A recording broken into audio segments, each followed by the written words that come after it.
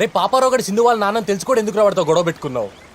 Bro నువ్వు మనసులో ఏ బాధ పెట్టుకుని డెసిషన్ తీసుకుంటున్నావో నాకైతే అర్థం కావట్లేదు. ఇప్పుడు దీనికి వెళ్ళిన ఆయన ఏమంటాడో.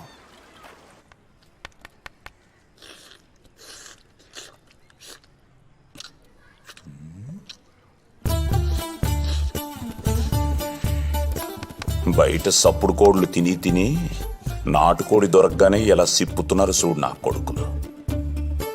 ఆళ్ళ తిండి మీద పడి ఏడుస్తావే, నువ్వు తింటావా? నాకొద్దులే, మీ అమ్మ కొడుకులే తినండి.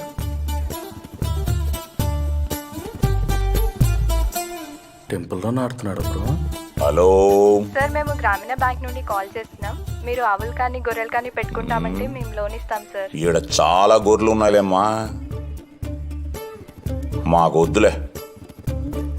ఏందో మంచి ముక్కలో నేను పెట్టిన పడితే. మీ నాయన ఏం చేస్తాడు? Father uncle. సరిగ్గా చెప్పు, ఇప్పటికే సవద్దు. Church father uncle. మీ ఫాదరు నిన్ను కాలేజీకి ఎందుకు పంపిస్తున్నాడు? చదువుకోవడానికి అంకుల్. మరి చదువుకోకుండా ఎందుకు అడక్క తింటున్నావు? అలా నోరేసుకుని అరుస్తావెందుకు? ఆయన అలాగే అంటాడు, మీరు తినండ్రా. అమ్మా మహాతల్లి, కాసేపు ఆపు, మేం మాట్లాడుతున్నాగా.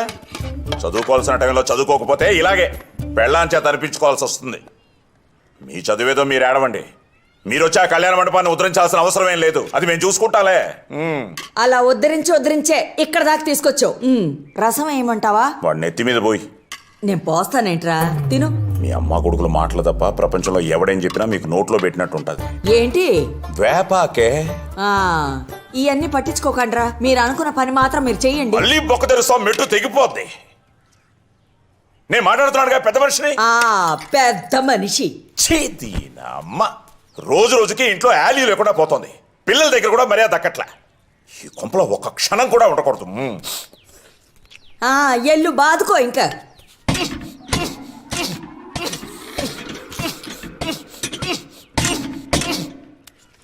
ఆపమనరా నువ్వు నాకు.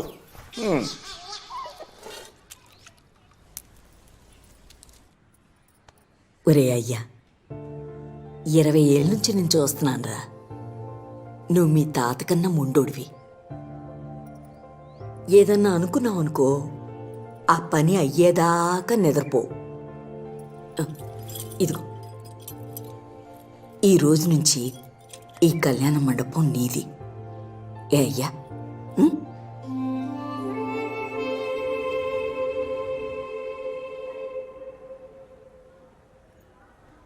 ఏంటి మహానుభావులంతా కట్టగట్టుకొచ్చేసారు? ఏలే సార్, 4-1 ప్రాజెక్ట్ కానీ అందరూ బయటకు వెళ్తున్నారు కదా సార్. మేము కూడా ఇక్కడ ఒక ప్రాజెక్ట్ టేకప్ చేద్దాం అనుకుంటున్నాం సార్. ఏం ప్రాజెక్ట్ రోయ్? మా ఎస్ఆర్ కళ్యాణ మండపం ఉంది కదా సార్, అది రీఓపెన్ చేసి పెళ్ళిళ్ళు చేద్దాం అనుకుంటున్నాం సార్. ఏంటి నిజంగానే? మేమంతా బిజినెస్ మైండ్ సెట్స్ కదా సార్, సో బిజినెస్ చేద్దాం అనుకుంటున్నాం. అవునరా, ఇంతకీ నువ్వు ఎన్నో ఇయర్ చదువుతున్నావు? 6th year. 6th year. ఇంకా ఎన్నేళ్ళు చదువుదాం అనుకుంటున్నావు నాయన? అంటే ఇది వర్కౌట్ అవుదనే బిజినెస్ చేద్దాం అనుకుంటున్నాం. బిజినెస్? నా ఇన్నేళ్ళ ఎక్స్పీరియన్స్లో మీ అంత ఎదవలు నేను చూడలేదురా. మీరు కాలేజీ నుంచి వెళ్ళిపోతానంటే ఆనందించేది ఫస్ట్ నేనే. ఎందుకంటే మీ నలుగురు వల్ల కనీసం 40 మంది చెడిపోకుండా ఉంటారు. ఎలా కళ్యాణ్, నిజమేనా? మీరు మరీ అలా అడిగితే ఏం చెప్తాం సార్. సరే, మీ చావు మీరు చావండి, వెళ్ళండి. ఏం తాత, బాగున్నావు తాత? మేము బీటెక్ స్టూడెంట్స్ తాత, బాగా చదువుకున్న వాళ్ళము. రాయచీట్లో మునుపెన్నడూ లేని విధంగా ఫస్ట్ టైం బాగా గ్రాండ్గా అన్ని విధాల సౌకర్యాలతో పెళ్లిళ్ళు చేద్దాం అనుకున్నాం తాత మా కళ్యాణ మండపంలో. అదే ఆ అక్క పెళ్ళి ఉందని విన్నాము. ఆ అవకాశం మాకేంటి తాత? ఎస్ఆర్ కళ్యాణ మండపంలో అక్క పెళ్లి గ్రాండ్గా చేద్దాం తాత, బాగా పెద్దదిగా చేద్దాం తాత.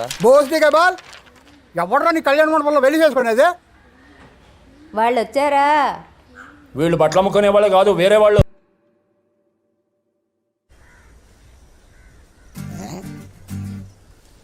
నువ్వు ఇట్రా బాబు. ఏనా బాబు ఏంటి? సరిపోయింది పో. 30 ఏళ్ళు వచ్చినా, ముందు నువ్వు పెళ్లి చేసుకో పో.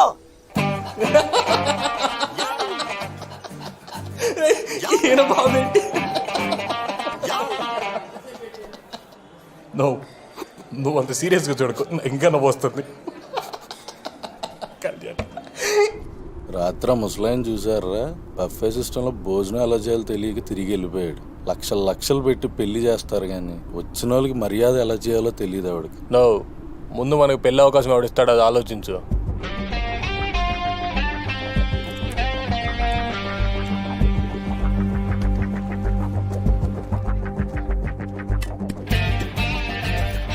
పనికొచ్చే ఐడియా ఒక్కడ తట్టట్లేదేంట్రా? రే, నాకు ఒక ఐడియా వచ్చిందిరా.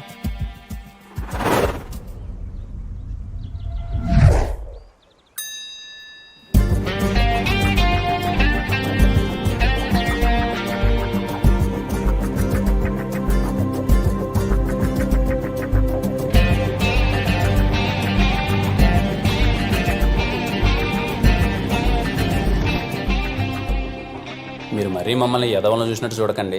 ముందుగా మా మాట మరణించి ఇక్కడ దాకా వచ్చినందుకు థ్యాంక్స్. అది మరణించి కాదు మరణించి.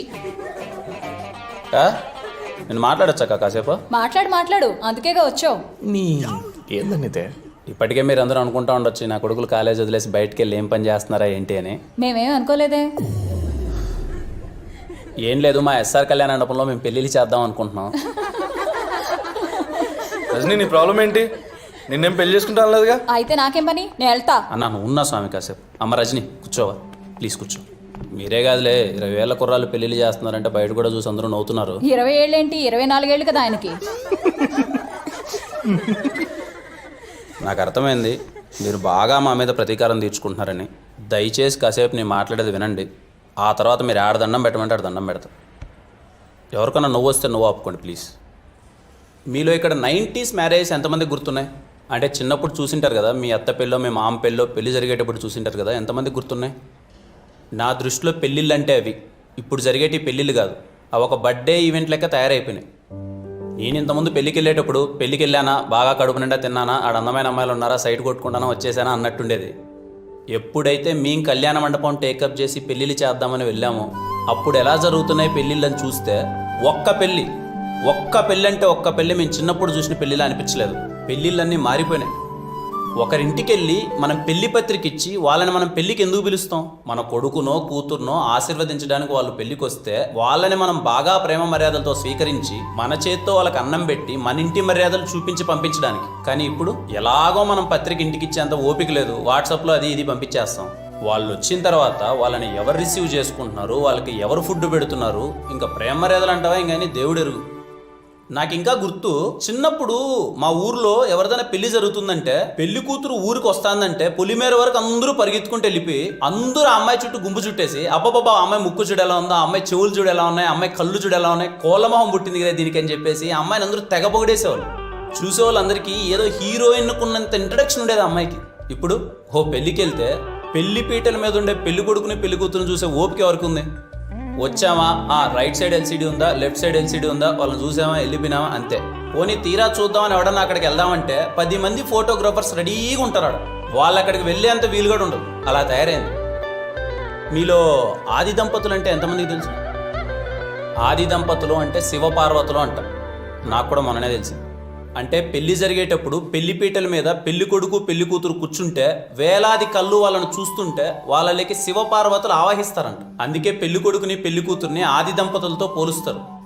ఇప్పుడంటే మా ఎస్ఆర్ కళ్యాణం అంటే అందరికీ చులకనైపోయింది. కానీ ఒకప్పుడు మా తాత 18 రోజులు యాగాలు చేసి మరీ కట్టాడంట ఎస్ఆర్ కళ్యాణ మండపం. అందుకే ఇప్పటికీ ఎస్ఆర్ కళ్యాణ మండపంలో జరిగిన ఒక్క పెళ్లి కూడా ఏ దంపతులు విడిపోలేదు.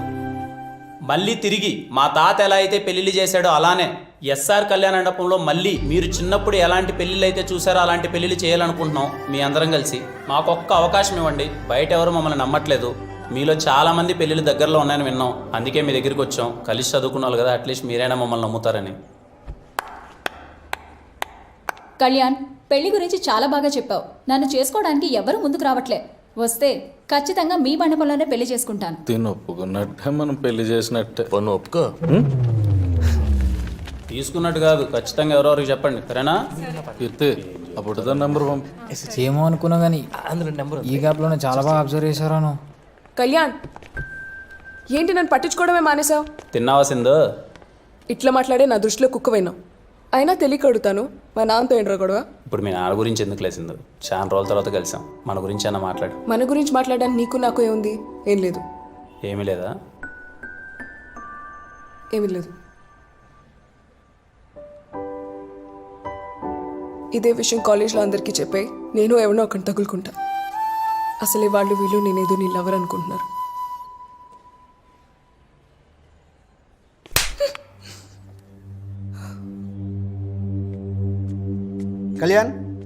కళ్యాణ్ నేను ప్రిన్సిపాల్ సార్ రమ్మంటున్నాడు. నిజంగానే పిలిచాడా? నాకు సరదారా మరి ప్రిన్సిపాల్ రూమ్ తీసుకెళ్ళడానికి. నిజంగానే రమ్మంటున్నాడు రా. ప్రతోడు దొబ్బేది. వాళ్ళు వీళ్ళు అనుకోవడం కాదే నువ్వు నా లవర్ అని. ముందు నువ్వు అనుకో, అంతా సెట్ అవుతుంది. చిన్న పనిలో అన్నా మళ్ళీ వచ్చి నేను వెనకాల కుక్కలా పడతా.